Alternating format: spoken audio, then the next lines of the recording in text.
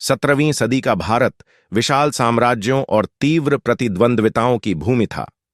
इन प्रतिद्वंद्वियों में सबसे ताकतवर मुगल साम्राज्य था, जो लोहे की मुट्ठी से अपने विशाल क्षेत्रों पर शासन करता था। लेकिन एक नाम ऐसा था जो मुगल सेनापतियों के दिलों में भी दहशत पैदा करता था।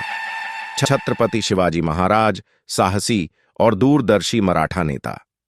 शिवाजी ने कई साल सह्याद्री पर्वतों में अपना किला बनाया। उनके किले विद्रोह के प्रतीक थे और उनकी सेना, जो गुरिल्ला युद्ध में प्रशिक्षित थी, एक किंवदंती बन गई थी। इसी संघर्ष के समय शिवाजी का सामना शाइस्ता खान से हुआ, जो मुगल सम्राट औरंगजेब का मामा और एक अनुभवी सेनापति था। औरंगजेब ने शाइस्ता खान को शिवाजी के विद्रोह को कुचलने और मराठाओं को घुटनों पर लाने के लिए भेजा था। शाइस्ता खान ने पुणे में शिवाजी के पूर्व राजधानी में अपना आधार स्थापित किया। मुगल सेनापति ने लाल महल में अपना निवास स्थान बनाया, जो शिवाजी के पैतृक महल था। यह एक जानबूझकर किया गया अपमान था। शाइस्ता खान को विश्वास था कि उसकी विशाल सेना और पुणे की मजबूत सुरक्षा मराठाओं को किसी भी हमले से रोक देगी। लेकिन शिवाजी अडिग थे। उन्होंने शाइस्ता खान की गतिविधियों को दूर से देखते हुए एक ऐसी योजना बनाई जो इतनी साहसी थी कि असंभव लगती थी। उन्होंने शाइस्ता खान के शिविर के बीचों बीच हमला करने का फैसला किया। रात के अंधेरे में शिवाजी और उनके भरोसेमंद सैनिकों का एक समूह पुणे में घुस आया। शादी के मेहमानों और व्यापारियों के रूप में भेष बदलकर वे मुगल चौकियों से बिना किसी शक के गुजर गए। पुणे के नक्शे और गुप्त रास्तों की गहरी जानकारी ने शिवाजी को निर्णायक बढ़त दी। महल के अंदर पहुंचने के बाद मराठा योद्धाओं ने लाल महल की दीवारें चढ़ीं और एक असुरक्षित हिस्से से प्रवेश किया। हर कदम सावधानी से उठाया गया, हर आवाज दबाई गई। वे छायाओं की तरह आगे बढ़े, चुपचाप और तेजी से। लाल महल के अंदर शाइस्ता खान और उसके सैनिक किसी भी खतरे से अनजान थे।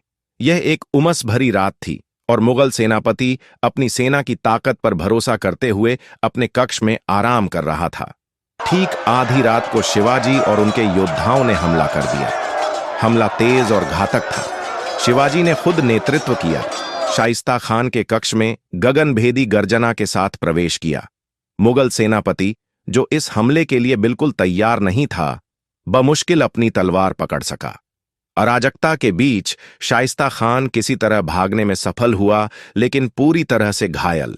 शिवाजी की तलवार ने मुगल सेनापति के हाथ को काट दिया, जिससे वह स्थायी रूप से घायल हो गया। जैसे ही सुबह हुई, शिवाजी और उनके सैनिक छायाओं में गायब हो गए, उतनी ही तेजी से जितनी तेजी से वे आए थे। हमला केवल कुछ घंटों तक चला, लेकिन इसका प्रभाव बहुत बड़ा था। मुगल सेना पूरी तरह से हिल गई थी। उनका आत्मविश्वास चकनाचूर हो गया। शाइस्ता खान का अपमान पूर्ण था। ऐसी शर्मिंदगी के बाद सम्राट का सामना करने में असमर्थ उसे दिल्ली वापस बुला लिया गया। उसकी प्रतिष्ठा धूल में मिल गई। वहीं शिवाजी का साहसी हमला एक किंवदंती बन गया, जिसे पूरे देश में गाया और सुनाया गया। यह मनोवैज्ञानिक युद्ध का एक मास्टर स्ट्रोक था। मुगल शक्ति के केंद्र में हमला करके उन्होंने साबित कर दिया कि कोई भी किला अभेद्य नहीं है, कोई भी दुश्मन अजेय नहीं है। एक साहसी और दूरदर्शी नेता के रूप में उनकी विरासत बढ़ती गई, जिसने मराठा साम्राज्य की शक्ति को मजबूत करने की नींव रखी। शिवाजी और शाइस्ता खान की कहानी साहस, रणनीति और अडिग संकल्प की शक्ति का प्रमाण है। यह एक ऐसी कथा है जो सदियों तक गूंजती रही है, यह याद दिलाते हुए कि सबसे बड़े साम्राज्य भी एक अद्वितीय नेता की ब्रिलियंस के आगे झुक सकते हैं। जय भवानी, जय शिवाजी।